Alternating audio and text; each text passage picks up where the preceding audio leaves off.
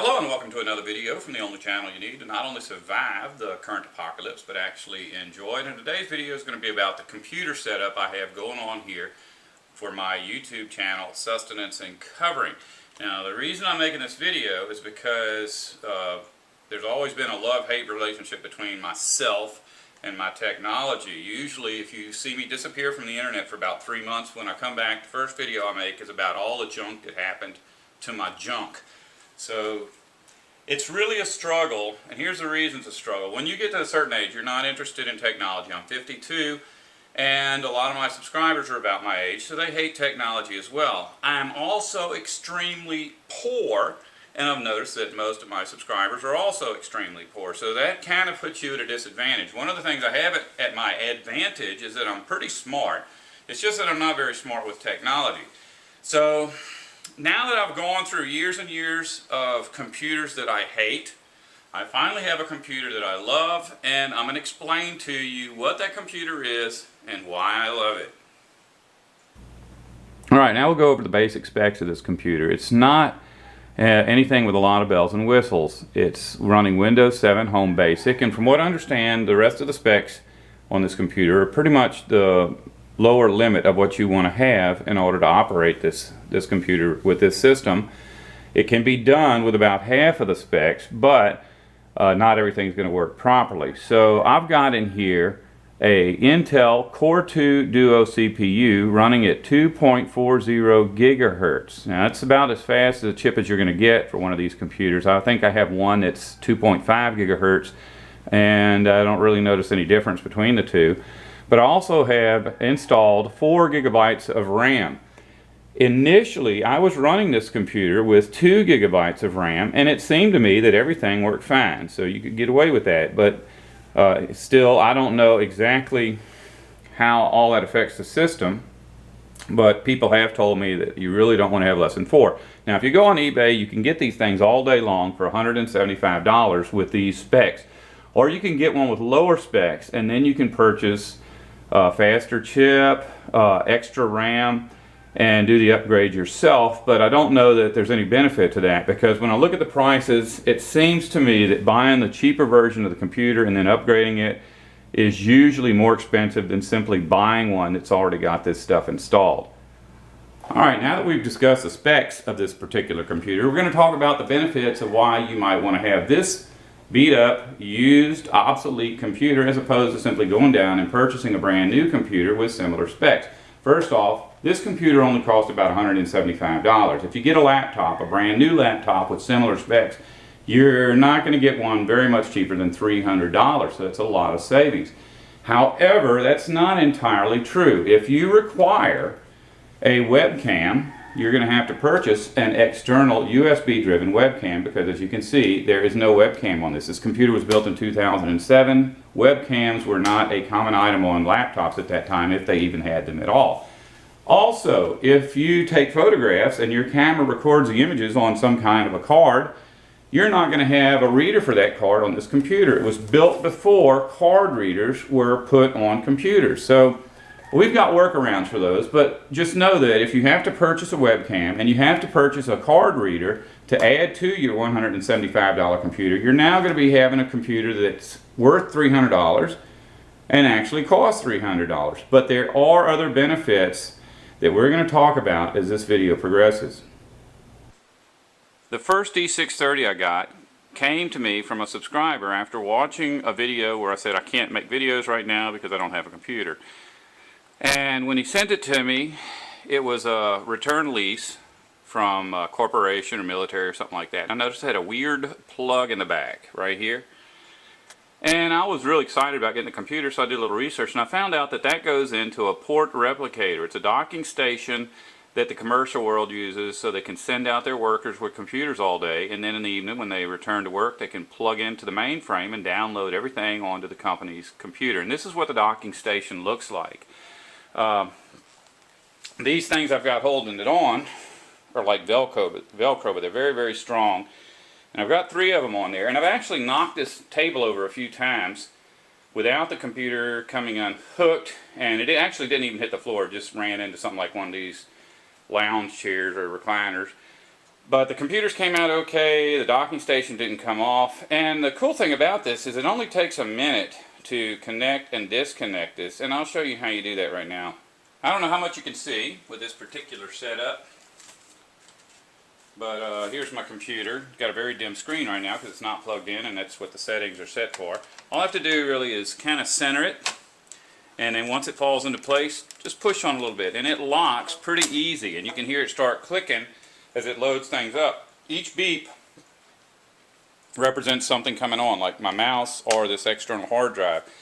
And I'll show you what the screen looks like.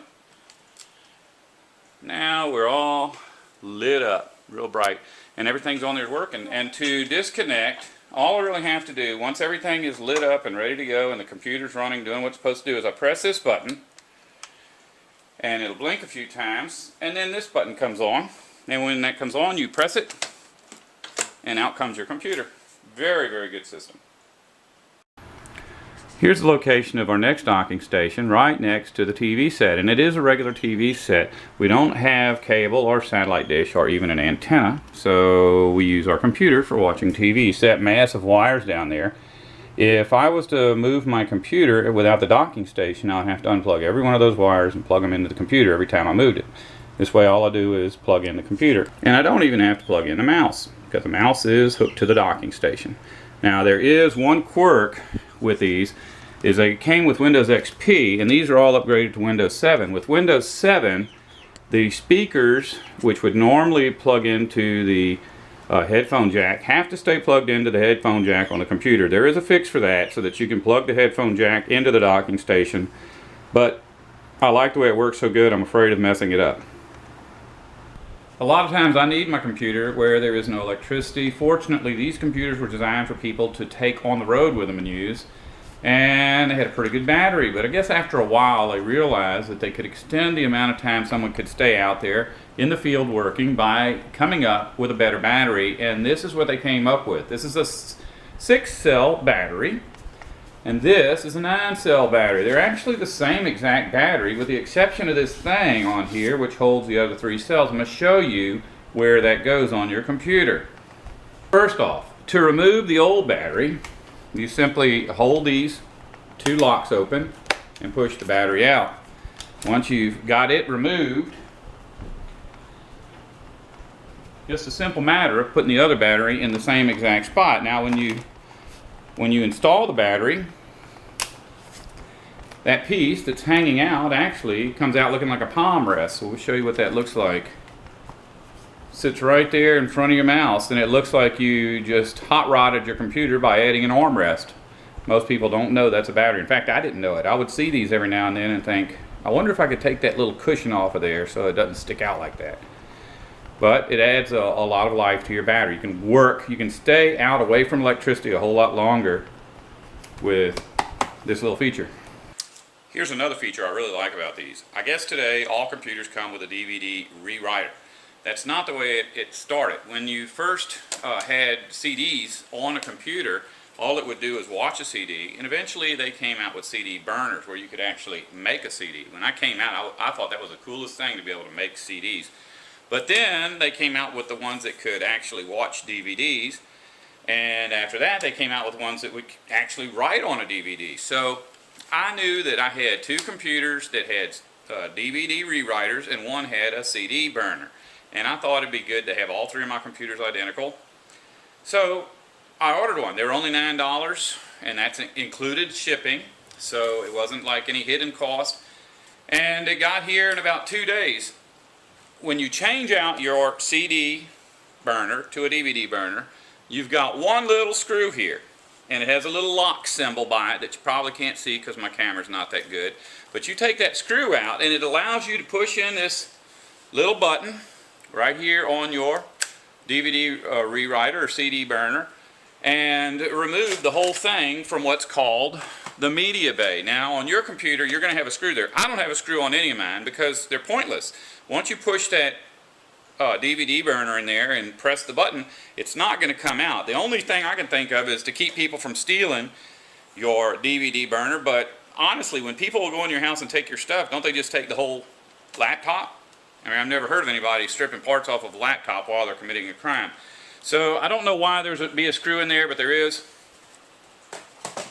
And pretty much if you look at these, they're all the same. You know, DVD rewriter, CD rewriter.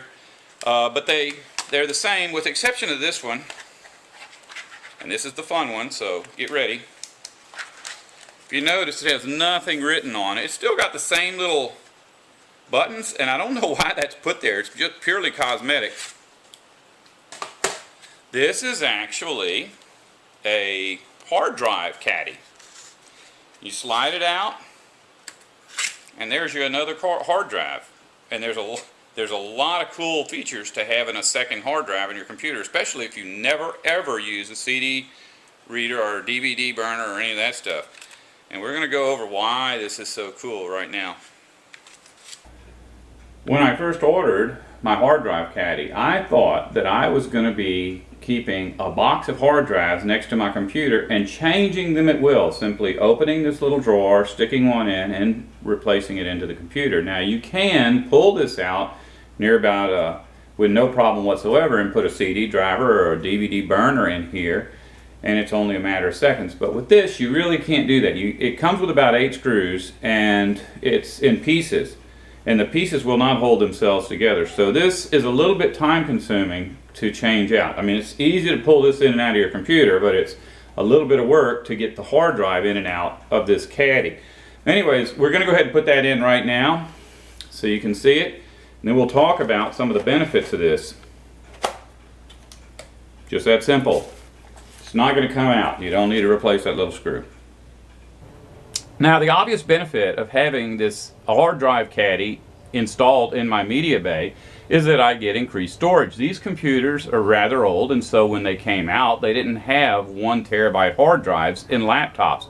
However, this one now does in the media bay. Initially, what I wanted to do was simply replace the 120 gigabyte hard drive in this computer with the 1 terabyte hard drive, but then what do you do with the 120 gigabytes? You know, that's still good hard drive space.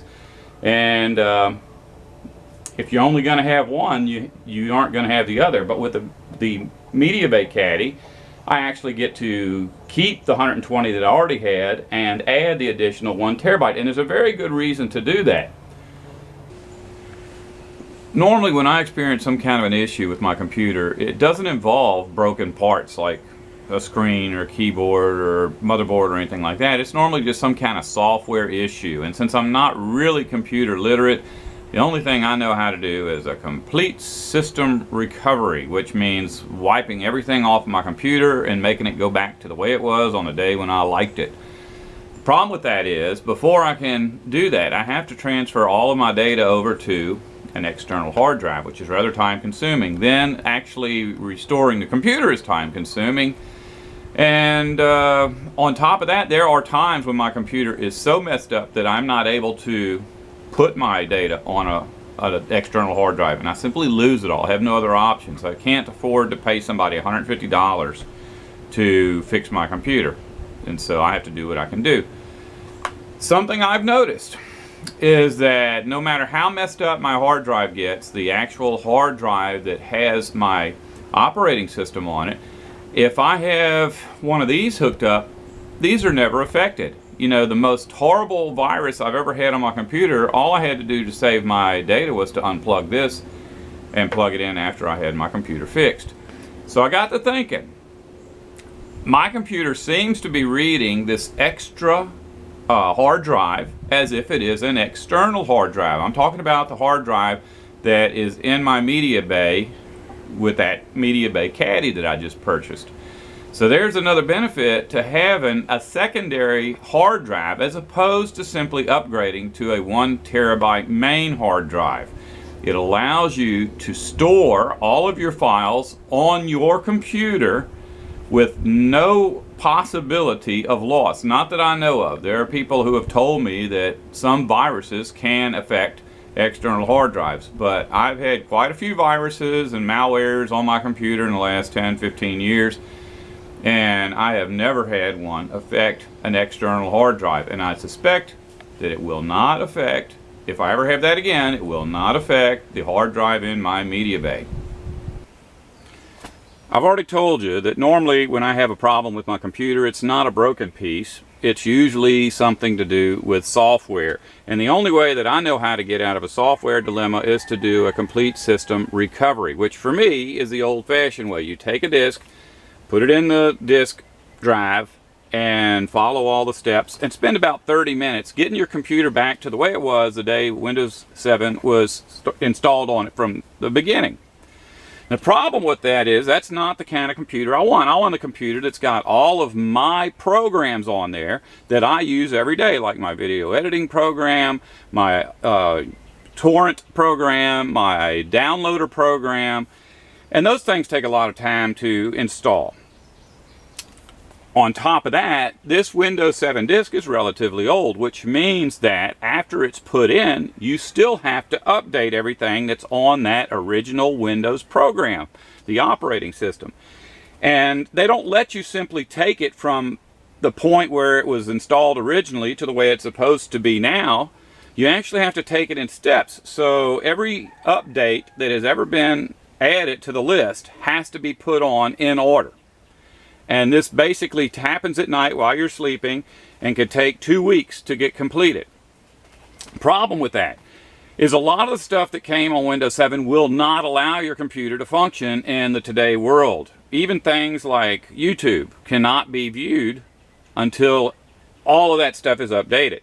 Now that I've got 3 of these identical computers, instead of going through all those steps, I can take this thing right here, which is a hard drive reader, plug it into one of my computers that's unaffected, remove the actual operating system's hard drive on this computer, which is actually right here, if you can see this little rectangle, and this is easier to remove than the hard drive that's in my media bay caddy. It's just got a couple of screws, the whole thing slides out, then the caddy comes off, you plug it into this hard drive reader,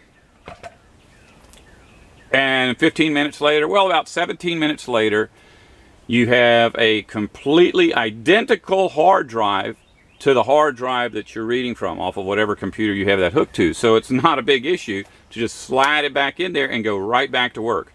Don't have to do any updates. You don't have to add any of your own programs. And the program that you'll use to do that is called Macrium Reflect. So I have Macrium Reflect, which is a free program on all 3 of my computers. So if I ever have a problem, I can use any of the other 2 computers to do what I just told you about.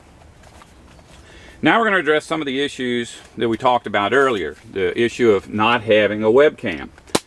A webcam from anywhere is about 20 bucks now. And all it is a little camera and microphone that hangs over the top of your computer and plugs into the USB. Now the good thing about this, and you know, it seems like there isn't any good thing about that, you know, having to buy an extra piece of stuff, is I'm real paranoid about somebody hacking my computer and being able to watch my every move through my own web camera. And I don't know if that's even possible or not, but I believe it is. And I know other people believe this too, because I have Skyped with people before, and I say, well, I can't see you. And they say, oh, I've got a piece of tape on my camera, and they'll peel the tape off. So there are other people that are paranoid about people being able to watch them. And this, to me, is just a better solution than putting a piece of tape over my camera every time I decide I don't want to use it. And it's very simple for me to remember to unplug this every time I make a Skype call or something. Now, the other issue was not having an SD card reader. My camera that I'm using right now to film this stores all of its images on an SD card. And an SD card is a very simple way of moving files from your camera to your computer without a cable or anything. You just unplug it and plug it into the computer. But like I said, this one doesn't come with an SD card reader built into it. So I have to put this little SD card reader in a USB slot, just like you do with my camera. And this is only about 15 bucks, maybe. Now, another solution that I'm not going to recommend, because I tried it and I couldn't do it, and if you're watching me explain computers, and you probably don't know as much about computers as I do, but right here in these older computers, you got a button, you press that, and it pushes out this, which is basically a dust cover. That covers a slot that was meant to hold what's called a PC card. And I think PC cards were like a relatively short-lived thing where you plug that in and you could go online anywhere. It's like adding the card out of your cell phone to your computer. Well, since it was a fad, they had just tons of computers with that slot in it. Plus, even Mercedes-Benz had a slot like this in them somewhere.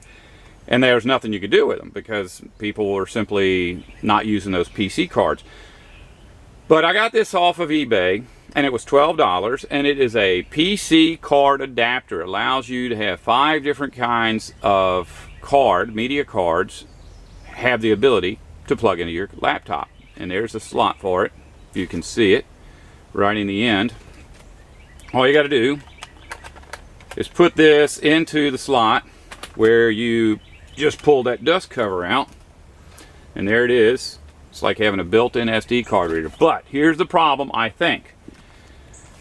This computer was Windows XP when it had the PC card. After they got rid of the PC cards, they came out with Windows 7. I suspect that Windows 7 does not recognize PC card readers, but I don't know that. People say that it will, but my computer will not acknowledge this PC card thing.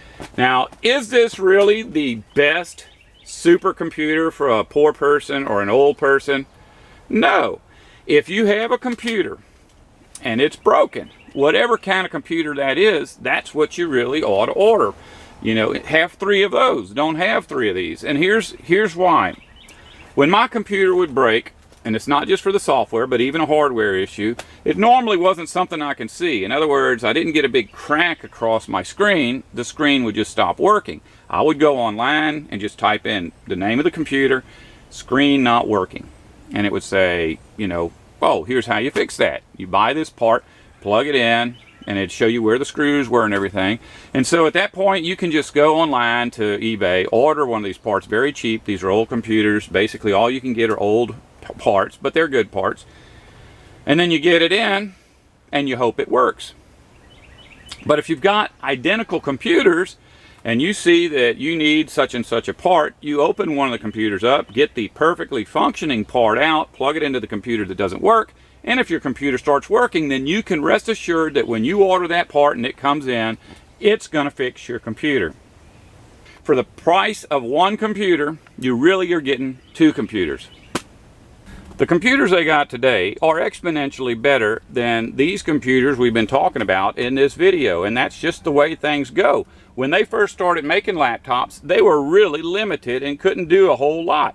And as the laptops got better, you weren't really able to take the older laptops and update them to do what the newer laptops could do. And eventually they became completely useless. They got to the point where you couldn't do anything with them. But this computer, which is from 2007, can still do everything that it needs to do. All of the programs that I like to run will run on this computer, whereas that wouldn't be the case if I had gotten a laptop about 5 years older than this. Now, you might be limited by the laptop that you got if it's an older one, but let me tell you how come that's not a big deal. If you want to play some of the latest online game, Super Spaceship Driver 16, and you want to play with 8 of your friends on the internet, then this computer is not going to work. But if all you got plans for is playing solitaire, this is like way more than what you need. Same thing with TV. You saw the TV I was watching videos on. I'm downloading low definition videos, and I have no intention of ever downloading a high definition video, but this computer probably wouldn't do that anyway. And if it did, it probably wouldn't play it. But if you download a super ultra high definition video, you may only get 12 videos on your hard drive. My 1 terabyte hard drive has got about 1,000 TV shows and movies on it, because by downloading them in low definition, they don't take up much space, and they still look plenty good on my TV set. If you want to download 100 movies in 10 minutes, this computer won't do it. But at the same time, your internet service provider probably won't do that either. So if you've got a computer capable of doing that, you're not going to be able to utilize it unless you're on an internet service provider's line that will do it.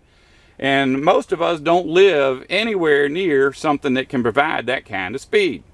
So honestly, if you get the best computer made, it probably ain't going to do a single thing any better than this cheap computer. Sometimes the best tool for the job is the best tool for the job. I've got a radio over here that picks up shortwave. It has weather alerts. It's got a flashlight built into it, a compass built into it, got a hand crank generator, got a solar panel, and about 100 other things that I'm not even familiar with, and it doesn't do any of those things very good. But next to it, I got an AM FM radio that cost about $10 that picks up AM FM radio perfectly. If your computer does what you need to do, you don't need a computer that does things that you don't need to do. If you don't want to survive, don't listen to me.